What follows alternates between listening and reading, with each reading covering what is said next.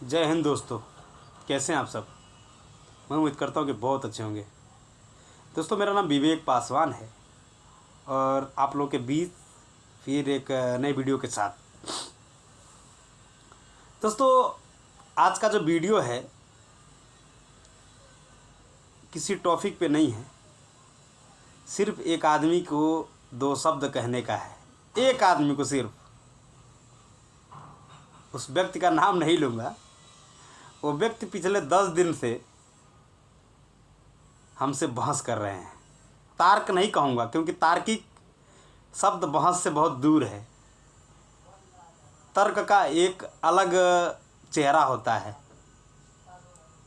तर्क का अलग एक शब्द होता है, लेकिन वो तार्किक नहीं बहस कर रहे हैं। पहले मैं आपको स्पष्ट कर दूं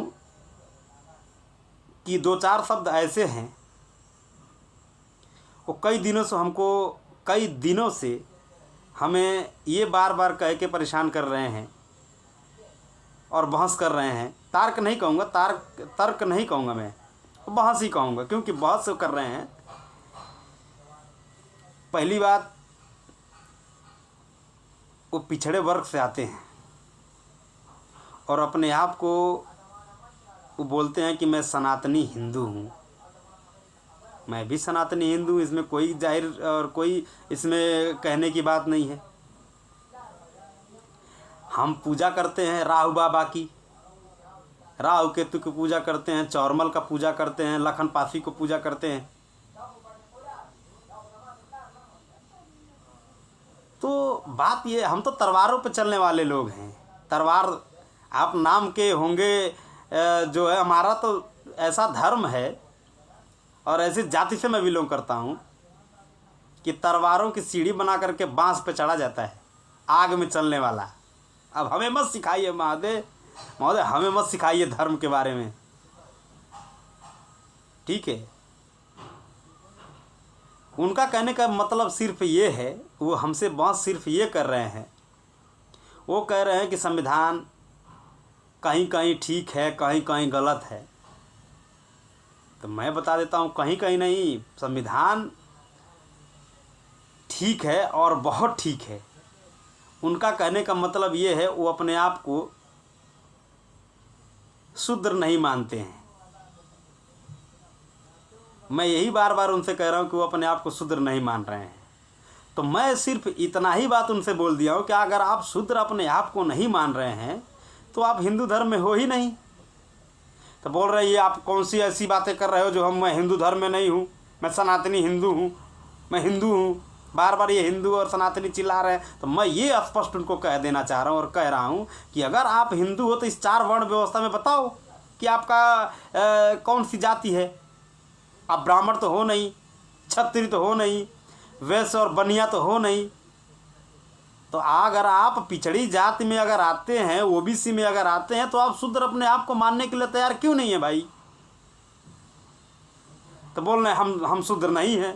तो आप जब शूद्र भी नहीं हो, संविधान को भी नहीं मानते हो, संविधान भी आपको गलत है, तो आप मनुस्मृति के हिसाब से ही चलोगे। तो आप मनुस्मृति के हिसाब से चलो, गीता के हिसाब से चलो। हमारे देश के जो हमारे जो क्या बोलते हैं, अगर मनुस्मृति के हिसाब से आप चल रहे हो और गीता के हिसाब से अगर चल रहे हो तो 4 वर्ण व्यवस्था है। 4 वर्ण व्यवस्था जब ब्रह्मा जी ने बनाया है, 4 वर्ण व्यवस्था, तो चलना पड़ेगा भाई। आप ब्राह्मण तो हो नहीं, आप क्षत्रिय तो हो नहीं, आप वैश्य हो नहीं, तो आप शूद्र हो नहीं। तो आप शूद्र नहीं हो तो आप बता दो आप इस 4 वर्ण में कौन से में आते हो। बहस नहीं दोस्त, तर्क करिए। संविधान को मानना पड़ेगा, ठीक है। ये आज़ादी हमको, ये बोलने की जो मैं बोल रहा हूँ, ये आज़ादी संविधान ने हमको दिया है कि मैं बोल सकता हूँ। आपको भी उठने बैठने चलने का, चाहे जो भी चीज़ है, आपको पढ़ने लिखने से लेके उठने बैठने तक, और 2 शब्द कहीं भी मुस्तैदी से रखने के लिए आपको संविधान आज़ादी देती है। आपको मानना भी पड़ेगा।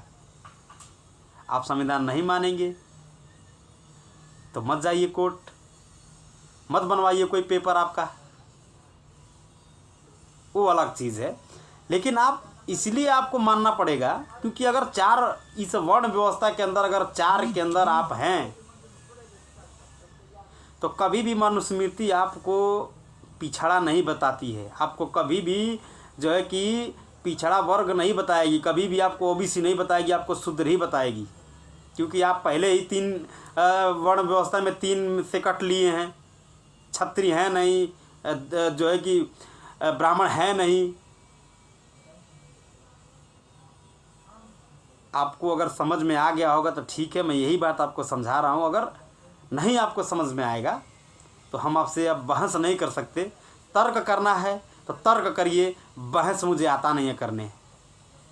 ठीक है, मैं इसी चंद शब्दों के साथ मैं अपनी बाड़ी को विराम करता हूँ। जय हिंद, जय भारत, जय संविधान।